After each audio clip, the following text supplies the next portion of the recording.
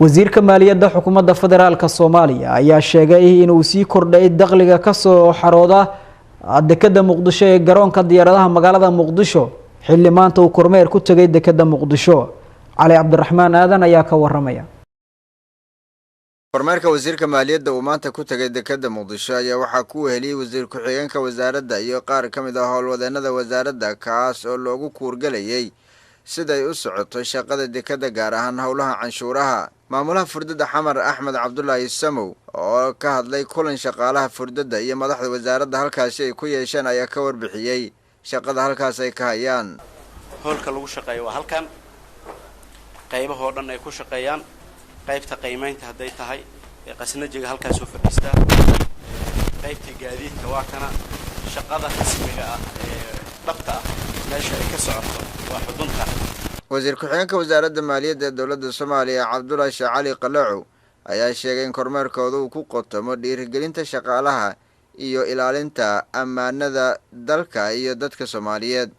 dowladdan magacay leedahay oo taqaaneen nin kasto madaxa wuxuu ka hadlaa musuqmaasuq baashu waxaan u leeyahay markaa waxaan leeyahay safety sayid ku wareeganaysaa halla iska ilaaliyo taas waa idinku la dardaarmaya. Dr. Cabdiraxmaan Ducaale Beyle wasiirka wasaaradda maaliyadda ee dowladda Soomaaliya ayaa sheegay in dakhliga dowladda ee gudaha uu si weyn u kordhay.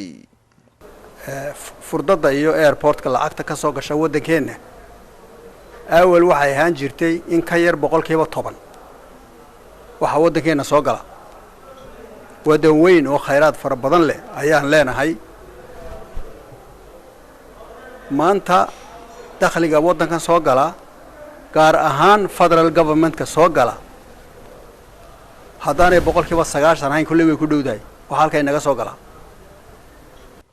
qaar ka mid ah shaqaalaha furdada ee wasiirka kulanka la yeeshay ayaa codsaday in duruufooda nololeed ee haysta shaqaalaha dowladda xil weyn iska saarto. wasiirka maaliyadda oo tixraacayay cabashada shaqaalaha furdada Xamar ayaa sheegay in dowladda ku dadaalayso sidii ay u soo dhicin lahayd xuquuqdooda isla markaana loo baahan yahay in qof kasta uu xil gaar ah iska saaro shaqada qaranka uu hayo. waxaan idin la dhaqmaynaa dad Soomaaliyeed oo rag iyo dumar ah oo xuquuq leh mas'uuliyadna saaran tahay. finally waxaan oranayaa waxa weeye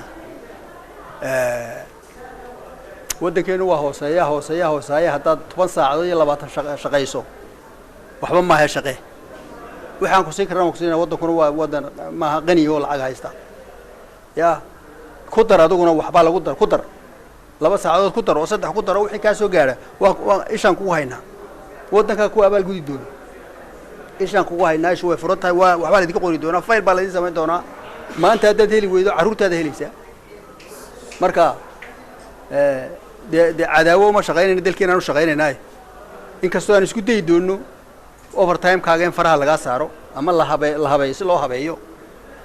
wasiir Beyle ayaa sidoo kale sheegay in xafiisyo waasaca loo samayn doono shaqaalaha maadaama kuwa hadda ay ku howlgalaan aan ku filnayn. isagoo sidoo kale tilmaamay in shirkadda maamusha dekedda Muqdisho Alberg ay ku howlan tahay sidii ay xal ugu heli lahayd bacad la sheegay inuu xiray taas oo sababtay in maraakiibta qaar ay ku adkaato inay halkaasi ku soo xirtaan. Cali Cabdiraxmaan Aadan SNTV Muqdisho.